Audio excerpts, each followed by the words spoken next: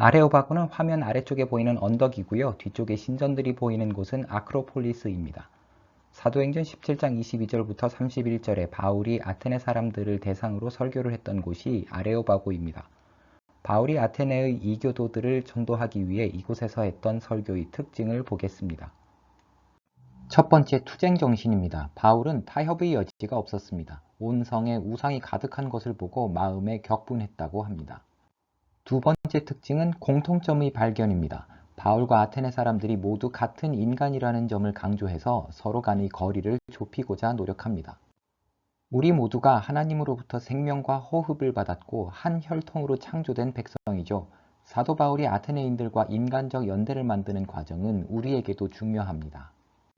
전도 대상자와의 대화 중에 갈등이 생기기도 하는데 이게 말싸움이 되지 않도록 하려면 우리 안에 분노 같은 감정과 싸워 이겨야 합니다. 사람은 누구나 자기에게는 관대하면서 상대의 실수에는 민감한 경향이 있습니다. 그래서 상대의 오류 못지않게 우리 안의 죄의 속성에 맞서서 치열하게 싸워야 합니다. 우리의 감정은 죄에 오염되어 있다는 것과 대화의 상대방이 존엄한 인간이라는 것을 기억해야 합니다. 세 번째는 믿지 않는 사람들의 영성에 대한 인정입니다. 하나님께서는 모든 사람이 하나님을 찾게 하시려고 이 땅에 살게 하셨습니다. 아직 참 하나님을 발견하지 못했지만 허공을 더듬어가며 하나님을 찾는 사람들이 있습니다. 모두 하나님을 찬양하기 위해 만들어졌기 때문에 그들이 신령한 것을 추구하는 것은 이상한 게 아닙니다. 사창가를 서성이는 남자의 행동이 영적인 것은 아니지만 그 사람을 만드신 하나님의 목적은 변하지 않습니다. 사람은 영혼의 갈증을 채울 것을 찾도록 창조되었습니다. 타락한 표면적 행동이 아니라 창조주의 목적에 비추어 사람들을 봐야 합니다. 하나님을 믿지 않아도 영적인 문제에 관심이 있는 사람들에게 다가가는 데에는 두 가지 방법이 있을 것 같습니다. 첫 번째는 예의를 갖춘 자세입니다. 상대의 말을 듣는 기술과 자기 생각을 나누는 능력을 위한 노력이 필요합니다. 상대의 생각과 말에 대한 우리의 태도에 따라 그들이 우리의 말을 듣는 태도가 달라지는 것이 당연하기 때문입니다. 두 번째는 진지한 이해입니다. 입장이 다른 사람과의 대화는 불편하지만 그렇다고 피하기만 해서는 생각의 차이를 좁힐 방법이 없습니다. 기독교인이 불신자를 이해하려고 노력하는 것이 무의미하다고 생각할 수 있습니다. 전도가 불가능해 보이는 다른 종교인들과의 대화는 하면 안 된다는 의견도 있습니다. 그렇더라도 대화가 필요하다는 것이 리처드 마우 교수님의 생각입니다. 다른 사람들을 움직이는 것의 정체를 알기 위해서는 여전히 대화가 필요하기 때문입니다. 성경은 전쟁의 이미지를 자주 사용합니다. 그래서 영적 가치관의 논쟁에 전투라는 표현을 사용해도 될 것 같습니다. 어떻게 지성의 시대의 전투를 수행할 것인지가 중요합니다. 진리가 무엇인가 라는 고민이 믿지 않는 사람과의 대화라는 전투의 이유가 될 것입니다. 우리는 정직한 사람으로서 싸워야 하며 대화의 상대방뿐만 아니라 자신에게 진실해야 합니다. 많은 사람들이 말씀을 단순하게 해석하는 설교를 좋아합니다. 선명하기 때문입니다. 그런 설교는 의와 불의, 진리와 거짓의 구별이 단순한 것처럼 얘기합니다. 그러나 뜻밖에도 우리의 태도는 충분히 단순하지 못합니다. 근본적인 문제에 초점을 맞추지 않아서 관역을 희미하게 만들곤 합니다. 우주에서는 하나님과 사탄 사이에 전쟁이 있고 서로 유일한 적대자들입니다. 이것을 단순하게 하나님의 사람과 사탄의 사람 사이의 전투로 투영해서 보면 안 됩니다. 예를 들어 요나는 하나님의 사람, 선원은 미신을 믿는 사탄의 사람이라고 할 수 있을까 생각해 봅시다. 다시스로 가는 배 안에서 만난 요나와 선원들의 대화를 보겠습니다. 요나는 하나님의 선지자이면서도 하나님께 순종하지 않았는데 불신자들이 선지자를 책망하고 있습니다. 세상이 교회에 큰 가르침을 주며 교회가 세상으로부터 지혜를 배워야 하는 경우가 많이 있습니다. 전쟁은 사람들 사이가 아니라 여러 원칙들 사이에 일어납니다. 사람이 일관되지 않기 때문입니다. 요나도 그렇고 선원들도 다 마찬가지입니다. 하나님은 일관되게 신실하시고 사탄은 항상 기만하지만 사람은 일관되지 않습니다. 사람을 상대로 싸우려고 하면 진리와 거짓을 헷갈릴 수밖에 없습니다. 싸움이 우리 안에도 있다는 것을 생각하면 전선 형성에 신중하지 않을 수가 없습니다. 보수적인 목사님들이 기독교 신앙의 발전을 이끌어왔고 여러분과 제가 모두 그 공로를 인정한다는 것을 전제로 하겠습니다. 보수주의자들 중에 원리주의자 또는 근본주의자들은 성경에 근거해서 기독교에 반하는 사상에 대한 싸움을 강조합니다.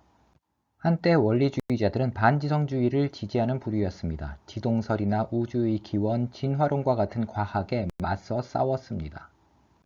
마지막 때가 가까울수록 천국을 준비하는 교회가 날로 악해지는 세상과 분리되어야 한다고 주장했습니다. 영원한 영적 세계는 우월하고 불타 없어질 물질 세계가 열등합니다. 그래서 교회가 물질 세계나 믿지 않는 사람들을 멀리하려는 경향을 보이게 됩니다. 그러다가 새로 등장한 뉴 라이트는 우리가 이 사회의 진보를 위해 노력해야 한다고 생각하게 됐습니다. 교육의 중요성을 무시하던 교회가 세속적인 상식이나 가치관과 맞서 싸우기 시작했고, 그래서 성경학교나 미션스쿨 제도를 적극적으로 지지하게 됐습니다.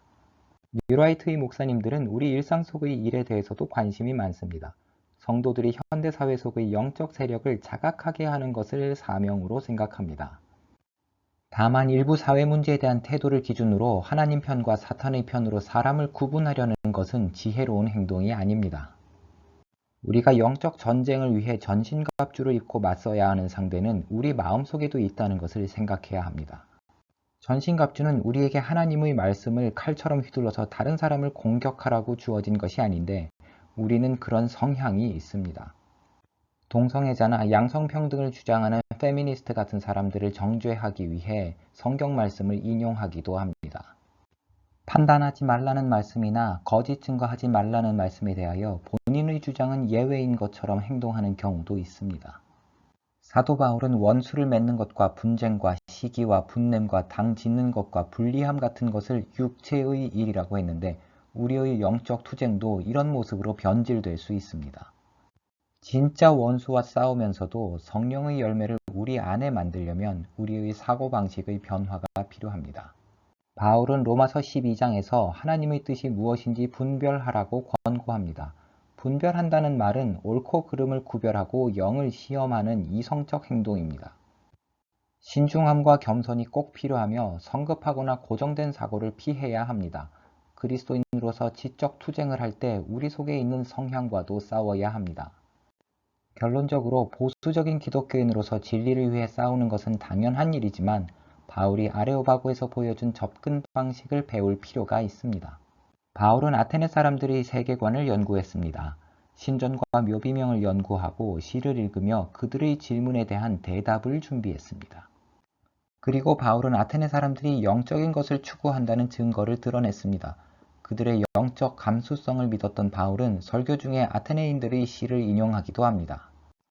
그들도 살아계신 하나님과 교제하기 위해 창조된 피조물입니다. 아테네의 조각, 신전, 시, 철학 등이 모두 깊은 영적 욕구의 증거입니다. 셋째로 바울은 자신과 아테네 사람들의 경험에서 접촉점을 찾았습니다. 찾으려고만 하면 우리도 하나님을 믿지 않는 이웃들과의 공통점을 찾을 수 있습니다. 교회에서 교제하는 교인들과 광화문 정치 집회에 가는 사람들 사이에서도 자기와 비슷한 사람과 어울리려는 마음이라는 공통점이 있을 것 같습니다. 바울은 알지 못하는 신에게 제단을 만들던 그들의 영적 욕구를 공통분모로 만들고 그것을 확장시켰습니다.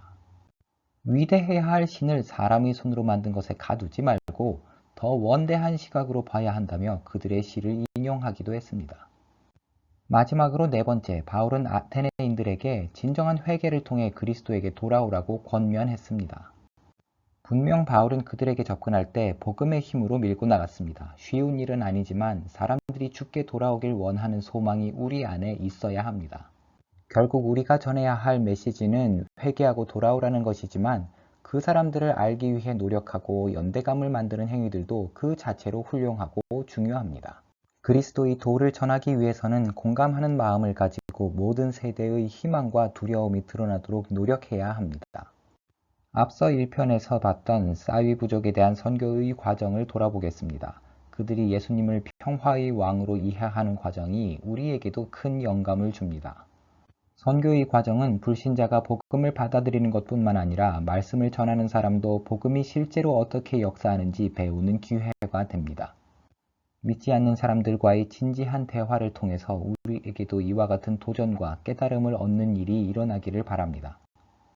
전도의 목표를 이루지 못하고 의견차가 더 많이 벌어지는 일이 있더라도 믿지 않는 사람들의 희망과 두려움을 배울 기회가 됩니다. 그런 이해에 대한 배고픔이 우리가 이 시대의 가치관에 맞서는 전투를 잘 하고 있다는 증거가 될 것입니다.